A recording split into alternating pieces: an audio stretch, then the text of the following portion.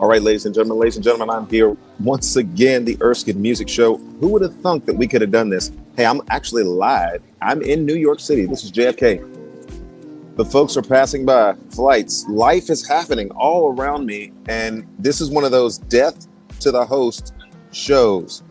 I'm just going to let you know this is death to the host. I'm either going to die one of two ways. We're going to talk about socialism, knowing that New York has just elected its first mayor that is a avowed socialist. And I'm here in the heart of New York among people who probably voted for Mamdani. As a conservative, you would think you're about to get yourself killed. You're going to be talking about socialism around people who have voted for this man, who have tried this experiment of socialism. This whole thing is about to crumble anyway. But nonetheless, I'm either going to get killed by some of these wonderful people who may not be wonderful people once they hear what it is I'm talking about. I'm either going to get killed by them, or I will die another kind of death. I will die the death of, I've been in the airport all day long. I've been in the airport all day long. If I don't do something creative, your boy's not going to make it. And so I'm kind of actually rooting against myself. This is a little scary for me, because I was thinking about the rights and privileges that we have here in America. Certain things we look at as rights, certain things we look at as privileges. And you guys are accustomed to a certain quality of the Erskin Music Show. I'm there in my home studios. Everything looks nice. We got the lion background, the Holy Roar Tour. All of that is there for your enjoyment.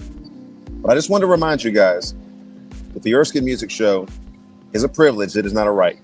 It is a privilege for me to be in Nashville, Tennessee, and to do my show from my studio, not a right. But what StreamYard has allowed me to do, this may be a game changer, folks. I don't even have to be in the home studios of Nashville, Tennessee. I can literally go to the places where I'm going to be at.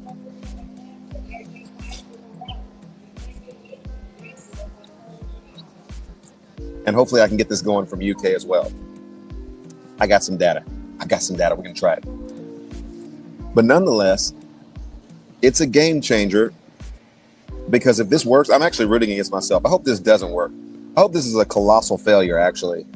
Because if this doesn't work, then we'll have to be relegated to our home studios. We're doing pre-record. But if this actually works today, folks, and we're able to have this broadcast like we normally do, you and me and you, I'll tell you what, I'm about to press this button. And if this button works and the Erskin Music Show starts as usual, you are not going to want to miss this episode. Matter of fact, I should just start walking around and just interviewing. Man on the street, did you vote for Mamdani? Did you vote? No, I'm not going to do that. I don't want to be rude to the folks. But we are going to talk about socialism today versus capitalism. And I got a couple of choice things that I want to say about that. If you're black, you might want to listen to this. If you're white, you might want to listen to this. If you're from this country as a native citizen, you might want to listen to this. If you've immigrated to our country legally, you'll want to listen to this as well. I got a little something for everybody in this show. If I press this button and it goes, oh my goodness, we are on to something new.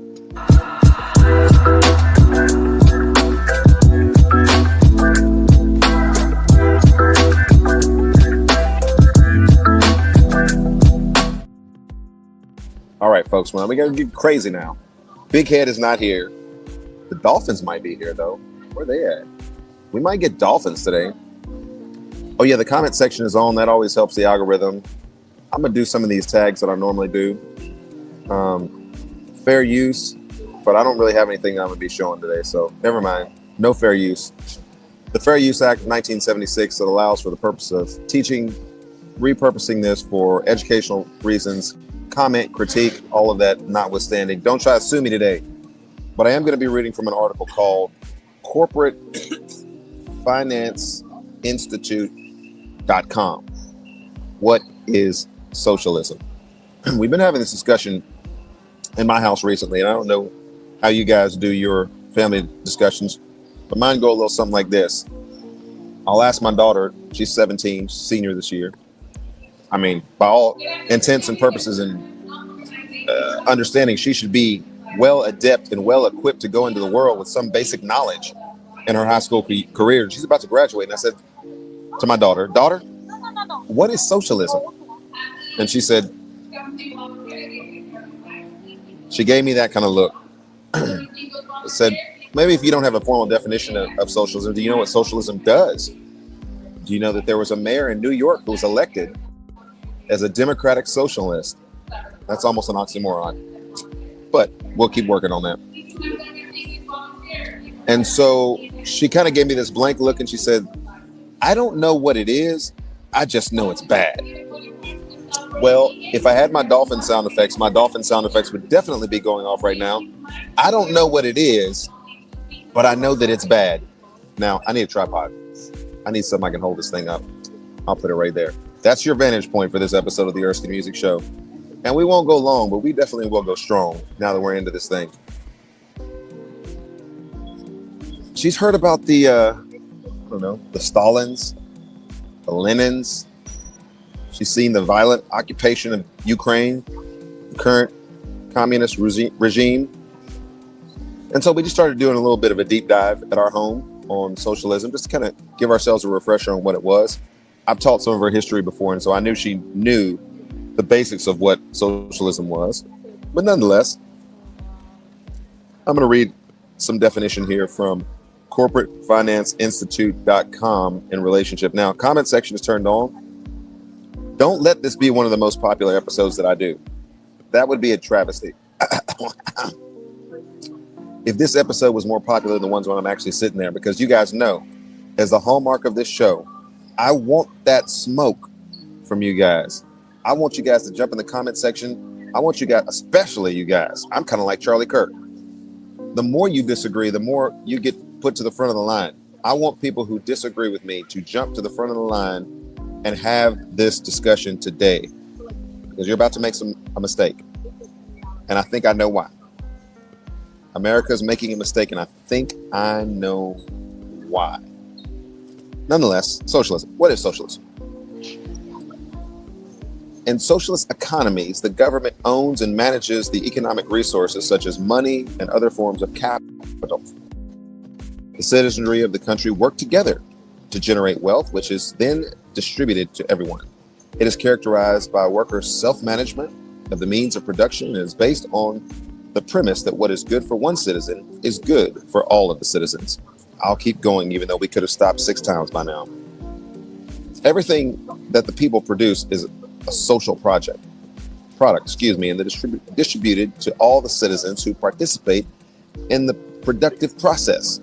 The government manages the education and healthcare systems, and the citizens pay for the resources through higher taxes. Well, now we're getting to something there. There's a few things that I wanted to stop on there. First of all, I'll just go ahead and say, if you're tuning in and you're dropping comments in the comment section, that does help the algorithm know that this is an important conversation to be had. And since I've kind of been goofing off a little bit at the beginning of this show, letting people get established, letting people get settled, you guys know that I start this thing like an old school choo-choo train. We start slow on this thing. But now let me get to some points. Let me work on this. First of all, let me diagnose socialism against capitalism. And if I were to give what is a definition of capitalism from this: private enterprise own the means of production and they operate them for a profit. They incur costs in manufacturing commodities that are sold in the market at a higher price than the cost of the product. The profit they earn from the business allows them to produce new raw materials, pay additional expenses and salaries, and still retain some earning from investment and expansion. We have lived in a capitalist, or also known as free market economy, the democratic principles notwithstanding, where we elect our leaders, representative republic. And so, as one who is a private business owner, a sole proprietor, Erskin Music, capitalism is something that I experience every day. In fact, I had a friend who recently went to go pick up some hats for me. And for those of you who have loved the Erskin Music hats, we're coming out with some new designs related to the Lion tour that I'm going to be on. But in the production of those hats, we buy those hats at a particular cost, and then we add our own manufacturing to that cost. And then by the time I show up and do a concert and sell that hat to you, it's going to be marked up so that I have profits, so that I can go back and do that process again and hopefully pay for some other things in the process, like travel, fuel expenses, and other things that are going on. That is a process that allows me to be able to have, and here's a term that I want to use, especially in this episode, creative control in relationship to the products and the way that the products are used and where the products go of the product that I'm putting out there. And I would say the Erskin Music brand is a product that is going to tell people about Jesus. This vehicle, used through the tools of what God has given me by virtue of the music, songwriting, recording, performing, speaking, is in some ways being used as a commodity. I get a chance to determine where it is that I go and who it is that I talk to. I get a chance to go to determine what that product is, if it's going to be a hat, if it's going to be a t-shirt, if it's going to be a lot of different things. In fact, folks, I want to make this very plain to you. In the capitalistic model, it assumes that I have some intelligence and that I have a brain. It assumes that I'm going to be responsible for all the different parts, resources, partnerships that are necessary for me to move this business forward. And here's the giant word that I would want to use in this conversation. It is a word called incentive. I'm incentivized to be able to do those things, because if I don't do those things, I won't have a profit. If I don't have a profit, we continue to go in the hole. Well, before too much longer, there won't be any more Erskin music. And so since we don't want that to happen, our incentive, and the major incentive, to get the gospel out to all people everywhere as long as we can, as many as we can for as long as we can, everywhere that we can. Since that's the incentive, then I try to do that in a way that is faithful in its stewardship, effective in its means, and powerful by virtue of how the Holy Spirit uses it. Now, it doesn't have to necessarily be a Christian business. It can be any business. But here's the thing that I wanted to speak to, and it's this idea that in capitalism, it assumes that people have a brain. It assumes that people have a certain measure of autonomy. It assumes that people have a certain measure of freedom. It assumes that you don't need the government to be your mama and your daddy. It assumes that you are going to be able to be your mama and your daddy yourself, and that you are going to self-govern yourself. I think about books that I have been privy to and had the opportunity to read, like Adam Smith's Wealth of Nations. I didn't read the entirety of the book, but I read enough of it to get the seminal argument of the book. One of the things that's enfranchised through that book is this idea of the Protestant work ethic. You have a latent moral incentive, an ethical incentive to be a good worker, because if I'm doing the same thing as other people, then if I'm a jerk or an a-hole and that person does the same thing that I'm doing and they're not, they're kind to their employees and they work hard and they work maybe one extra hour that I do, then the people are going to go to that business because that makes them feel better. It humanizes them. It encourages them in certain ways, as opposed to somebody who's a jerk, somebody that does a half-tailed job in the job that they're doing. That de-incentivizes people to be able to move forward in the world. And so this word incentive is a major word in this discussion.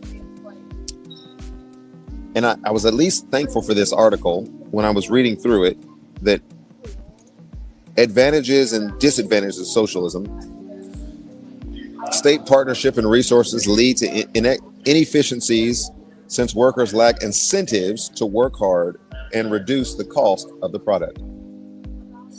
There's the key. I was looking at an interview the other day, and they were kind of doing a man on the street interview. And this was in New York City. And they were saying, you know, you guys pretty much overwhelmingly elected Mamdani, a democratic socialist who's going to tax the heck out of the rich people and get more services for the people, distribute those broadly. What could be wrong with that idea? And I don't know if they culled through the people who were there, but this particular interview, and I don't have it to be able to show it to you, or I'd show it to you. This particular interview was a man on the street who said, well, I've come to this country and I'm from Venezuela, and I've seen Argentina and some other places. And being from Venezuela, I pretty much know that this is not going to work. But I'm in this country and I'm poor. So what the heck? I mean, let's just go ahead and give it a try. The government's going to start doing a bunch of stuff for me and I don't have to work for it. That's cool.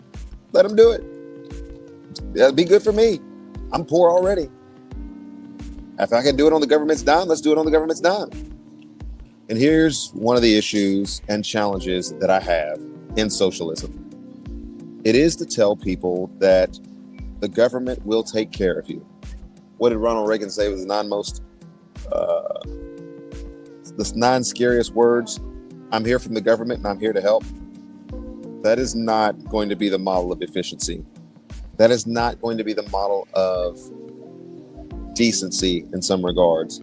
It's not going to be the model of well thought out, tailor-made, custom experience. The government thinks broadly. One size fits all. The government thinks sloppily. If one size fits all, I wear a size 11 shoe. But you might wear a size 9, somebody else might wear a size 15. Maybe we can just meet in the middle and make it a size 10. And then we can make a bunch of those size 10s and we can get them out there. And so people have shoes. You have shoes, people. Well, this is amazing. We all have shoes, but you wear a size 9, so your shoes are too big. I wear a size 11, but the shoes are too small. Someone else wears a size 15, and there's no reason to even try to put those shoes on because they're not going to work. Don't try to send it back to the government and the government send it back to you with some kind of modification. That ain't happening. And so it leads to this sloppy, inefficient type of society and culture. Lazy, inefficient type of culture and society. Folks, I'm in New York City, and don't think of this rude, because people in New York, they're not paying attention to you at all. They have no idea that I'm right here in the heart of New York talking about maybe some of these people who have voted for this kind of thing. But my major issue with this is that it promotes and creates a type of society in which people are dependent upon the government for basic necessities and things that they could do for themselves. I know you guys didn't grow up in my house, but if you had grown up in my house, you would know that in every opportunity that I had to get my kids onto a job that they could do themselves, I pretty much took that opportunity. If I could get you mowing lawns at the age of 7, like my son, you're mowing lawns at the age of 7. If I could get you operating and doing things around the house and in and around our world that you are capable of doing, then I'm gonna let you do those things, because the more you do those things, the better you get at those things. And you don't need, at some point when you turn 18, get out of the house, get on your own. You don't need your mama and daddy to keep doing stuff for you. You've learned how to do it on your own. You have some dignity and you have some autonomy, because now you're able to do what it is that you want to do, and you're able to do the job that you want to do. If you want your house to be spick and span, well, you know how to clean a house. If you want your car to be of a certain variety, then you know how you're going to have to work to be able to get that. A house, all those different things that are out there. And so I can't think of a worse place. In fact, I'm headed overseas, and by the time you see this, if this works, oh my goodness, this is going to be a shorter episode. But if this works, look out, world, look out. But I can't think of a worse place in the world to try socialism than in New York City. I cannot think of a worse place at all. In fact,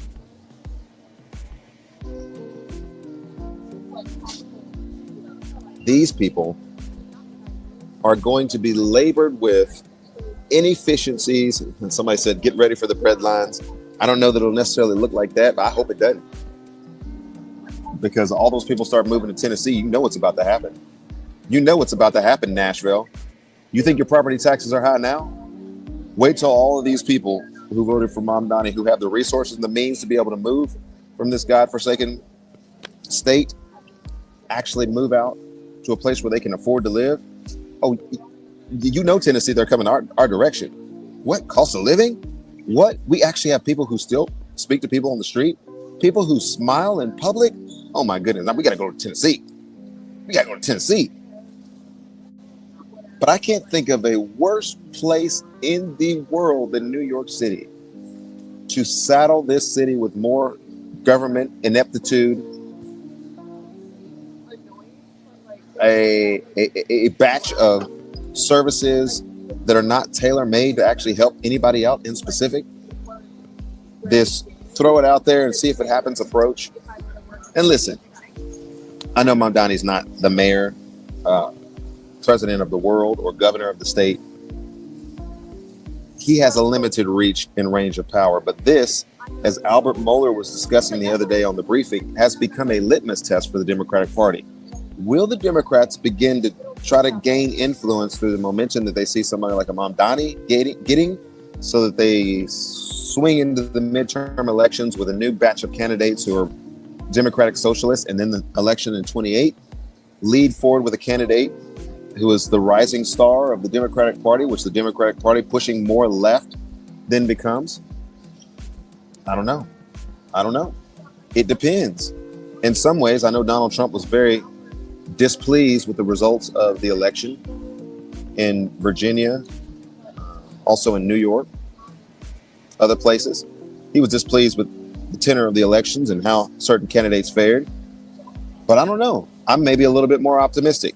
And this is all contingent upon the fact that if the Lord tarries and we're still here in 28, but I'm actually quite pleased how the elections went, because New York, Virginia, some of these other places that have elected far leftist leadership, and in some ways leadership that's antithetical to biblical values, is going to have an opportunity to see over the next course of years what that does to their society.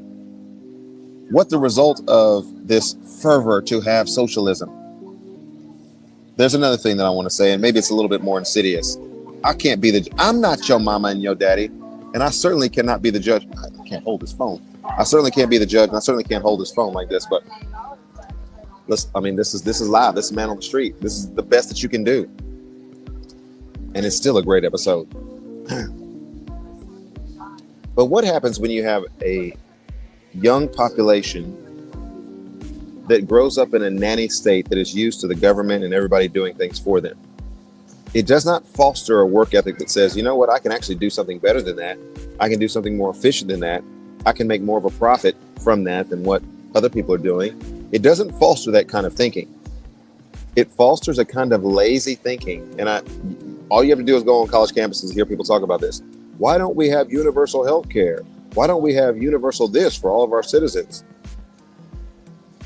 And you begin to listen to some of their arguments, and they're like, hey, other countries have done this before. Why can't we just make this legal and just a right for everybody to just go in and enjoy these services? We do have that. It's called roads. It's called defense. It's called things that make our lives better, communication-wise, economically. But when we begin to press that into the government does everything for us, the government does everything for us, then we begin to get ourselves in a difficult situation, because then the incentive for people to work, then the incentive for people to create, then the incentive for people to do better than what they have been doing and what other people can do. One of the things that I appreciate, and you'll hear this a lot on this show, is this capitalistic drive. Like, I compete. You know, I've grown up competing in basketball. We competed when we were in band, try to win. I don't understand Christians who don't try to win. I try to win people for Christ, different places that I go, going overseas that I can try to win people for Christ, expand the brand, the label of Erskin Music. When you see Erskin Music coming, you know something about what's about to happen. The gospel is going to go forward. Conversations are going to take place. Challenges are going to be issued. Satan, I challenge you to a duel. 10 steps, I shoot you dead with gospel BB. Doesn't matter if you have a tank or an army or a missile pointed at me. I'll take my Jesus BB and I will blow you away. Anyway, I just thought of that on the spot. You could tell.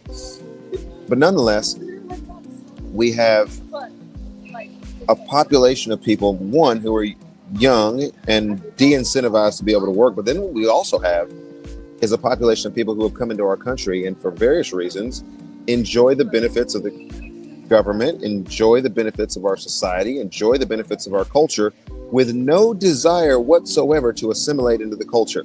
Now, I know I'm skating on thin ice right there. You talked about the word assimilation. Does that mean that people have to come here and stop being what they were? Come here and lose the flavor and the spice that makes this a melting pot, and the beauty and the heritage that they bring with them? I'm not saying that at all. In fact, listen to every word that I'm about to say, folks, because I can get in trouble by myself. If I went to an Asian restaurant that was styled to have the best Asian cuisine in Nashville, and I went there, and there were people, nobody in that place was Asian. Nobody at all. Cook wasn't Asian. Host, guest, nobody was Asian in that restaurant. I would start to have maybe doubt a little of the validity and quality that I'm about to receive. And I'm not saying that because I'm not saying that anybody else can't do it, the job. I just believe that those local flavors, those local heritage, those local ingredients, mama and grandmama's home cooking somehow factors into the ambiance and the quality of what I'm about to receive, the authenticity, if you will, of what it is that I'm about to receive. And so when you have a society of people who come in with no desire to assimilate, point that I'm going here, they don't want to be a part of the American experience. They don't want to be a part of the United States of America. They want to be a part of where it is that they're from, but they want to get the benefits from the United States of America. They want to get the health care. They want to get benefits. They want to be able to feed their families. And listen, to a certain degree, I do not disparage anybody who wants to feed their family or take care of their relatives or any of those things. Don't hear me say that. But what I am saying is, who pays for that? Who pays for the burden of receiving people into our country, sometimes illegally, sometimes they're on a work visa, sometimes they're doing other things, but absorbing the burden of people who are coming into our country who have no desire to build into our country or to add value to our country, but are going to drain our country and drain our society? Who pays for that? You're looking at somebody who pays for that. You're probably another one who's paying for that, because most of the people who watch this are legal and usually American citizens, or if they're different places in the world, this might be an eye-opening experience that you're getting a chance to see from the Erskin Music Show today. But there's more. Oh, wait, there's more. We got to get some Erskin music up in this thing in just a second, because it is the Erskin Music Show. I'm going to come back and I'm going to give you more. This is our top story today. New York City tries socialism, and I can already tell you how this one's going to go. I'm not a prophet nor the son of a prophet, but I can predict how this one is going to go. Top story for the day: socialism tried in New York City. These wonderful people around here, listen, they're not all from New York. Is our top story, and we're about to get some music here in just a second.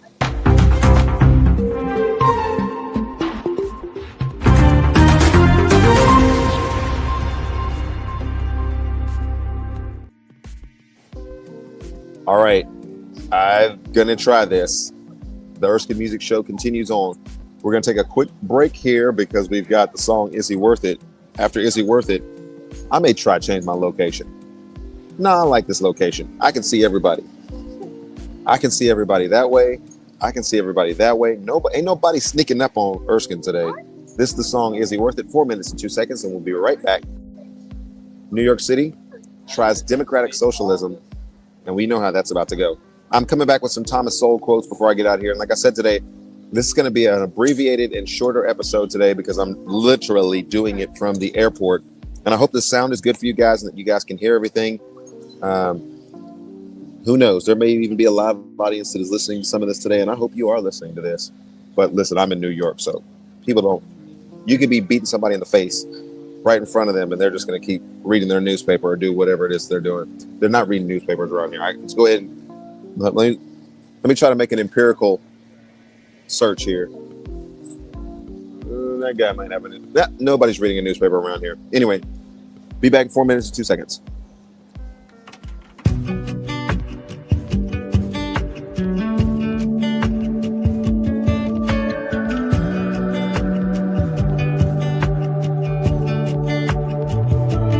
This is no game, it's no fairy tale. I stared right into a rifle barrel. It all comes down to this: is he worth it?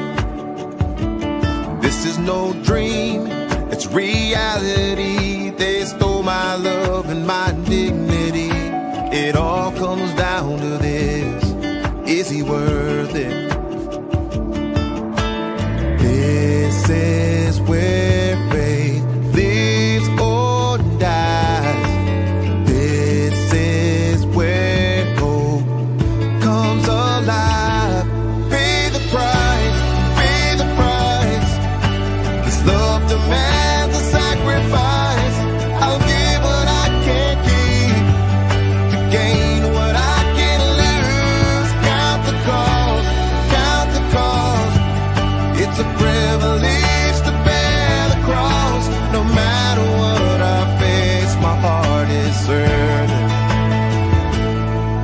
he's worth it. Oh, this is no play, it's no Sunday school. Just give up now, don't be a fool. They jeered and laughed and said, is he worth it? This is no lie, they stole my child. They give her back if I just deny. The road seems long ahead, is he worth it? Pay the price, pay the price. This love demands a sacrifice.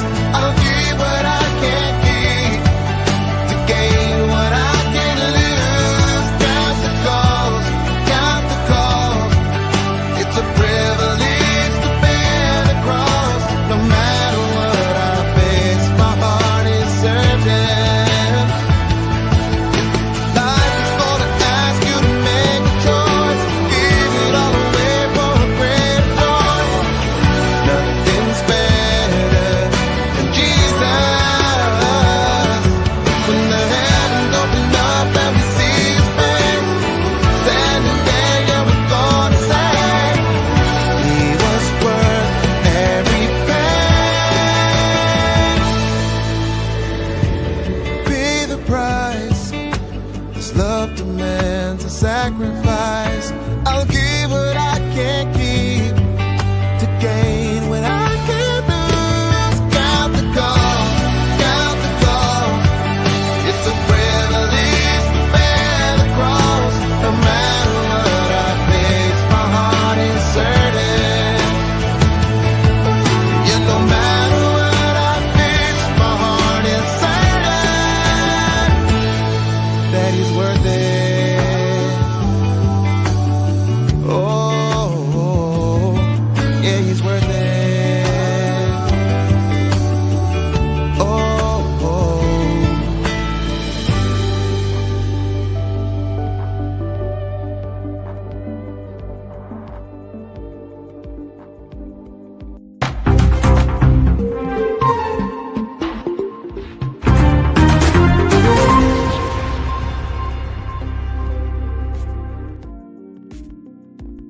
So, you think you want to be a socialist? I couldn't get up and move. I was going to go over there, but there's a lady sitting over there, and she would have probably been weirded out if I would have just sat down by her. And it would have had my back to the audience. You guys know I'll be up on that safety training. I want anybody sneaking up on me. Blue wall behind me. I got everybody else in front of me. So, let's get it, folks. Jesus got my back. Yeah. But nonetheless, we're talking about socialism, and we're talking about what's soon to come in New York. The bread lines, folks, the bread lines, as you think about it. But we're talking about economic incentive. I think that we should also introduce, before we get into a little bit more of the economy, a little Thomas Sowell here in just a second. I think we should also emphasize moral incentive. Moral incentive.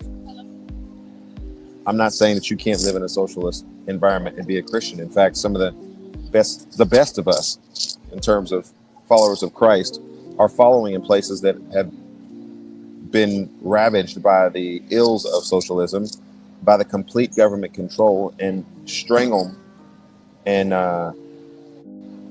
detachment from any type of Christian presence in their government. Some of the strongest, most fervent, ardent believers, spiritually speaking. And I know that there's no way to rate somebody's heart condition. I understand that. But those in whom we would look at and we would say, you know what? We can say we got a lot of things. We can say we got a lot of problems. But one of the problems we don't have in the United States of America is somebody pointing a gun in our face and saying, if you follow Jesus, you're going to be blown away. If you follow Jesus, we're going to confiscate you. If you follow Jesus, you and all your kids are going to jail. That's something we're not worried about. So the best of us, as I'm referring to them, in reference to that song that we just heard, is he worth it?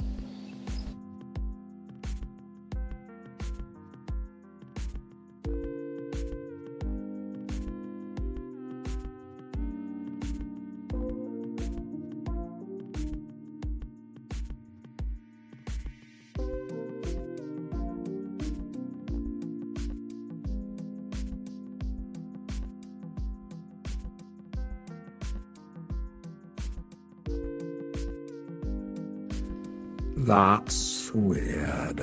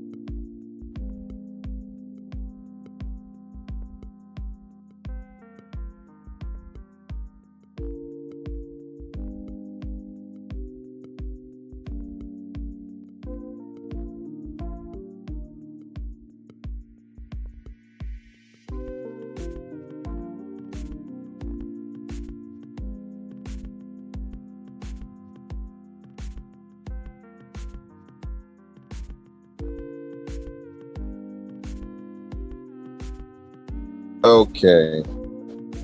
Sorry about that, folks. This is the angle that I can use here. Somebody called me. Airorts. Okay.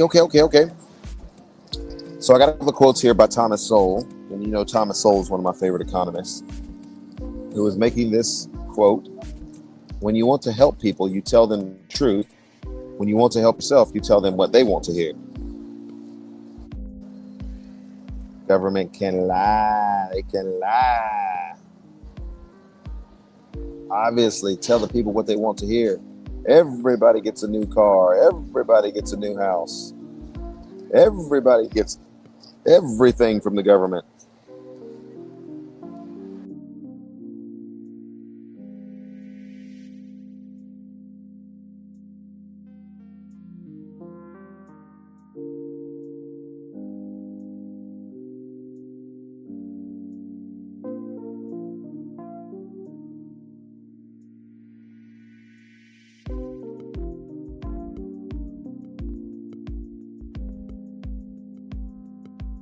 Okay, I see the handwriting on the wall.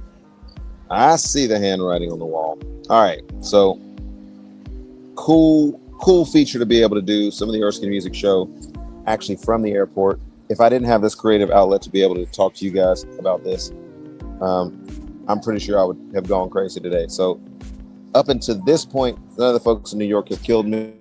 And up until this point, because I've had almost 40 minutes of being able to discuss this subject matter with you, I would do more. There's videos that I would want to share and commentary that I would want to add to the situation, but we're gonna leave it be for right now, and we'll end the show, the Erskin Music Show, live from New York City, talking about socialism. I'll come back and I'll do a little bit more on socialism when I can. Want to get a little bit of the I don't know how you would say that, the local flair from Europe. And we'll talk a little bit more about that. Get a little bit of the local flair from Europe, and then see kind of where we're at after all of that. So it's the Erskin Music Show. We've got a pre-recorded episode on artificial intelligence, and then I think we'll probably be able to slide this one in and hopefully be able to get something live getting on into the weekend. So anyway, if not, then I'll pre-record a couple of episodes and then try to compile all of this and put it together when I get back.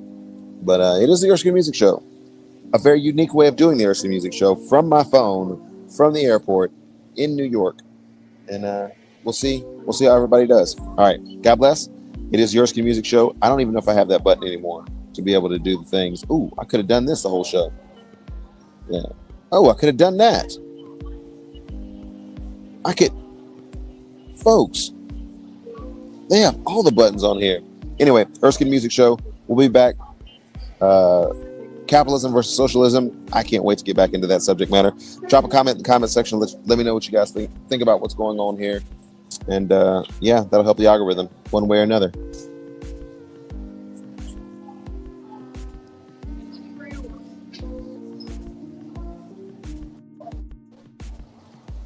Okay, that button doesn't work anymore.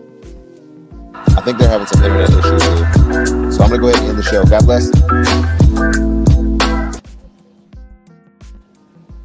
Oh.